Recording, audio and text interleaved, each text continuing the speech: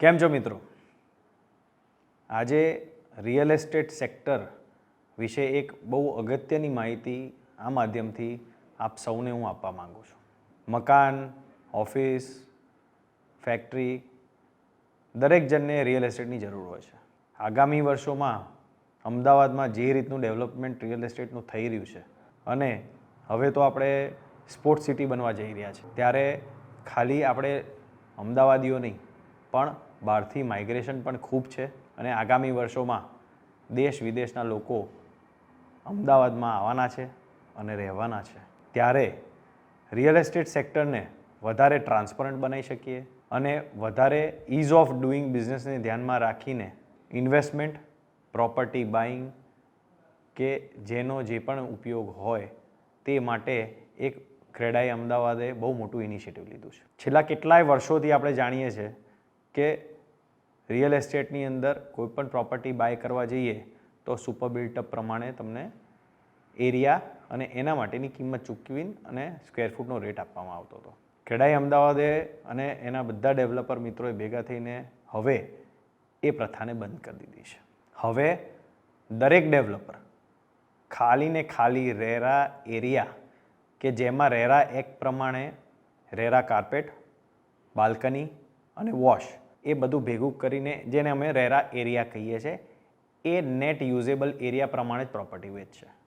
એટલે કોઈપણ વ્યક્તિને પ્રોપર્ટી બાય કરવી હોય તો એને નેટ યુઝેબલ એરિયા કેટલો મળશે એ જોઈને એની માટેની એક બોક્સ પ્રાઇસની કિંમત ચૂકવીને અને પ્રોપર્ટીમાં નિવેશ કરવાનો રહેશે.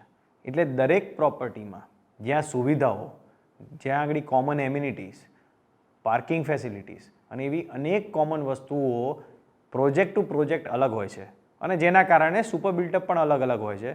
તો ક્યારેક જે મૂંઝવણ થતી હોય છે કે કેમ સુપર બિલ્ટઅપ વધારે કે કેમ ઓછું નહીં, એમાંથી નીકળી જવાનું છે હવે. અને કાંઈ પણ પ્રોપર્ટી બાય કરવા જાય અને અમે ડેવલપરો પ્રોપર્ટી જ્યારે કોટ કરીશું ત્યારે રેરા એક્ટ પ્રમાણે આ જે એરિયાઓ છે એને ભેગું કરીને જે રેરા એરિયા શબ્દ અમે ટ્રેડ પ્રેક્ટિસ તરીકે ઇઝીલી બધાને ખ્યાલ આવે કે રેરા એરિયા એટલે રેરા એક્ટ પ્રમાણેનો એરિયા, એની અંદર જ પ્રોપર્ટી સેલ કરીશું અને as buyers, as citizens, as લોકો જે અહીંયા આગળ માઇગ્રેટ કરીને આવી રહ્યા છે એમને મારી રિક્વેસ્ટ છે કે તમે પણ રેરા એરિયાનો જ આગ્રહ રાખીને અને પ્રોપર્ટી જે પણ શોર્ટલિસ્ટ કરી હોય એ તમે RERA area to RERA area અને એપલ ટુ એપલ કમ્પેરિઝન કરીને એના માટેની જે કિંમત તમે ચૂકવો છો તો કેમ ચૂકવો છો, એની અંદર પ્રોજેક્ટમાં શું એમ્યુનિટીઝ છે એને જોઈને અને પછી નિવેશ કરજો. આનાથી આ ઇન્ડસ્ટ્રીમાં બહુ મોટી પારદર્શિકતા આવશે. રેરા એક્ટ જે સરકાર રિયલ એસ્ટેટ સેક્ટરને રેગ્યુલેટ કરવા લાયા છે એની જોડે સિંક્રોનાઇઝ થઈ જશે, ઇન લાઇન થઈ જશે અને આગળના દિવસોમાં અમદાવાદ જે ગુજરાત ને ઇન્ડિયાની પણ આંતરરાષ્ટ્રીય સ્તરનું સિટી થવા જઈ રહ્યું છે. એની અંદર ખૂબ સારું transparent business environment, ease of doing business આનાથી વધશે.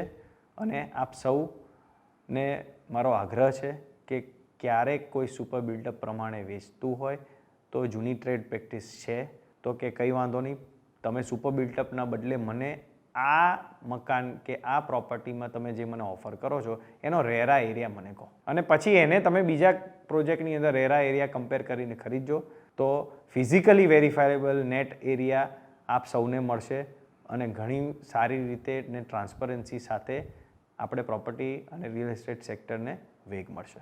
આ જે રેરા એરિયાવાળો કન્સેપ્ટ અમે એડોપ્ટ કર્યો છે, આગામી દિવસોમાં આવતા થોડા મહિનાઓમાં બધા જ ડેવલપર્સ ઓનબોર્ડ થઈ જશે અને એ જ્યારે ટ્રાન્ઝિશનમાં આપણે છીએ ત્યારે કસ્ટમર્સને ઘણા બધા જાતના પ્રશ્નો હોય છે.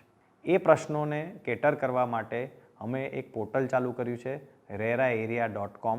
એના પર તમે આવીને વિઝિટ કરો અને એની અંદર ઇન્ફોગ્રાફિકની માધ્યમથી, વિડીયોની માધ્યમથી અને FAQની માધ્યમથી પોઈન્ટ વાઇઝ ઘણી બધી ક્લેરિટી આપવામાં આવેલી છે. તો એનો લાભ લો અને છતાં પણ તમને બીજો કોઈ પ્રશ્ન હોય તો વેબસાઇટ ઉપર અમે ઈમેલ આઈડી આપેલો છે, એ ઈમેલ આઈડી ઉપર તમે તમારો પ્રશ્ન મોકલી શકો છો, જેનો જવાબ અમે તાકેદારીથી અને સારી રીતે તમને ક્લેરિટી મળે એ રીતે ચોક્કસપણે આપીશું.